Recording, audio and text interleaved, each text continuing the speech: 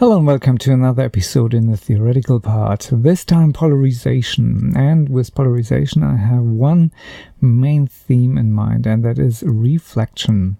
And reflection is of course something that we try to avoid inside of our texture capturing, because everything that is reflective, for example this puddle here or something like that, and we have here light source, perhaps the sun, and here we have our camera, and we look into that surface of the water, then we have a very specific case here. This angle is equal to the angle out when the surface of the water is pretty flat, of course.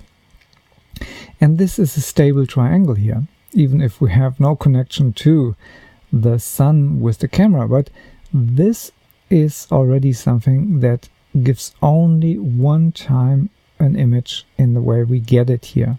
So this image that we take here is not achievable with any other camera position. So we have a fixed relation here, and that makes it impossible to use this image then that we would create as a texture in an animation. It would work, of course, perhaps in a still. And there maybe even to our advantage, because the reflection is already in and we can use it and we create an illusion.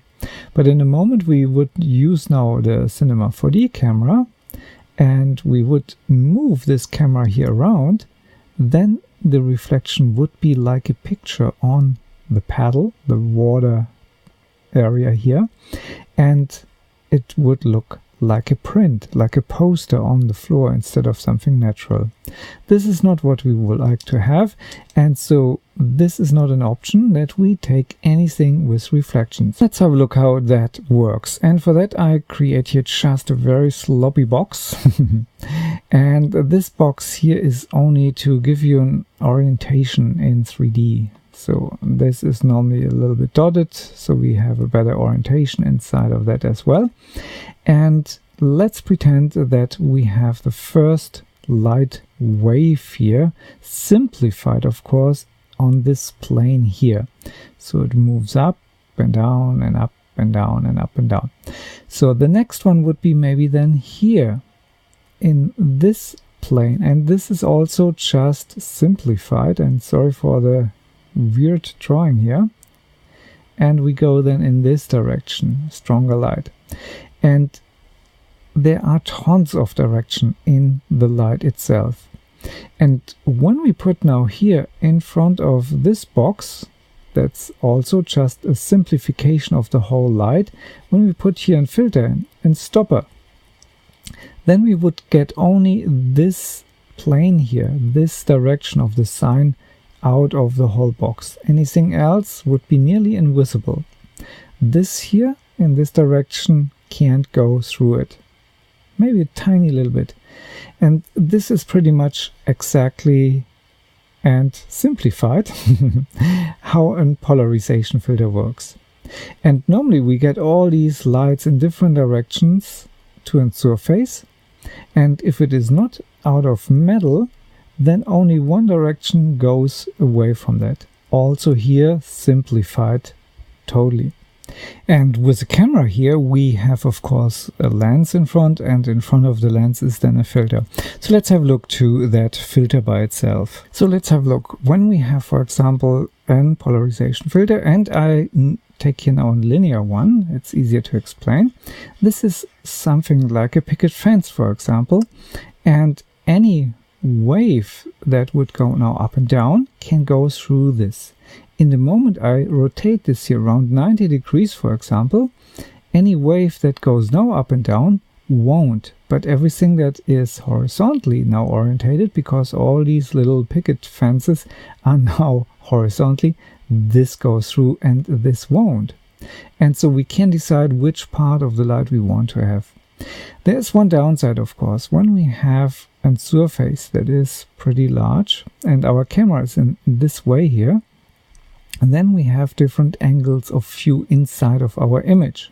As you can see here, this angle is a different one than this one, and in the middle we have another one. And now I know you would say, wait a moment, the right idea was always that we take the camera 90 degrees to the surface. And there I have the lowest amount of luck with polarization filter, at least in my experience. First of all, I can see myself in the picture and I have to get myself out. That means perhaps I cast some shadows in the picture, or I have something else in it. You have to make your own test. The situation will give you, of course, an idea what is possible and what is maybe avoidable. But more than often, when the camera needs to be a little bit from the side, then the reflection of a surface is mostly stronger than just straight on, especially with water or something like that. Fresnel effect and so on, you get my idea.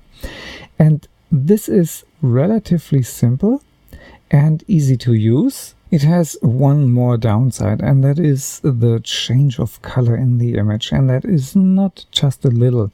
And so my suggestion is here again, gray card or the Macbeth chart in it, so you can get maybe away with the change and you can repair it later on.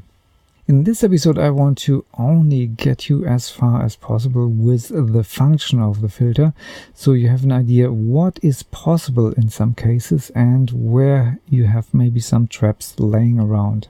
We have talked about reflections and how much light suddenly is in the picture that we can't really use.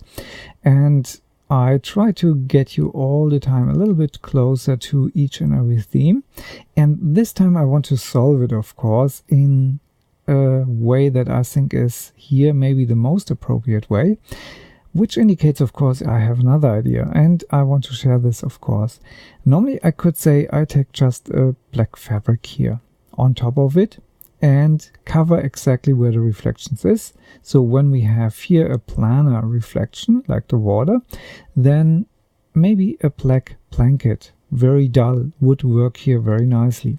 The downside of this is, of course, that I change the light situation here in a huge way, and I would have to work on balancing out my problem that I have created in the first place. So with solving one problem, we create maybe the next, and we have to solve it with another solution, and I'm not always certain if that creates not the next problem. So the polarization filter would here maybe be the best idea, and this is the result from the polarization filter. I have corrected here the colors a little bit, because with the polarization filter I got a little greenish, darker tint in it. That's always not really fun to have, of course, and I switch here a little bit back and forth and have a look here to the water. So you can see maybe that I haven't faked it here just with the stem tool to give you a good idea about.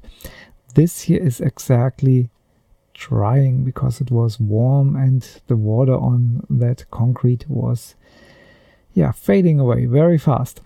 This is one solution, and it works, as I said, on pretty much everything that is non-metal based. And that's very important to understand, because any mirror, any chrome, any metal, even in paint the metal, will not work because the light becomes reflected without getting just flat, as in my simplified example.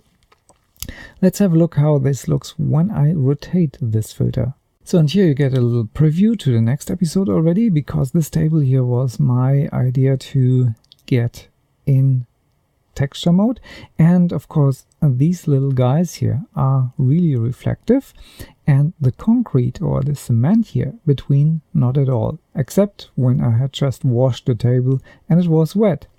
So let's have a look here. I go here back a few seconds and have a look how the light changes here. When I go here maybe to let's say 6 seconds back into that. These little chips here, they were all pretty bright before, and they looked nearly natural because we are used to it. But for a texture work, that would be not the best quality to have. So any reflections on these guys, not wanted. So let's have a look. We go back and there they go bright. Of course, you couldn't know how bright they are in the first place. But now that you know, it looks a little bit faded out, and that has nothing to do with contrast or so. It's just reflections or not. And when you see here something moving on the C-stands, that is the reflection from the floor that becomes polarized, filtered. And the chrome itself gives only this further, and the effect is then inside of what is reflected, not the reflection itself changes here. So you see me here working on that filter, and it's pretty dramatic what you get here when you see all these colors. Okay, I think you got the point, and see you in the next episode where we go to work on this one.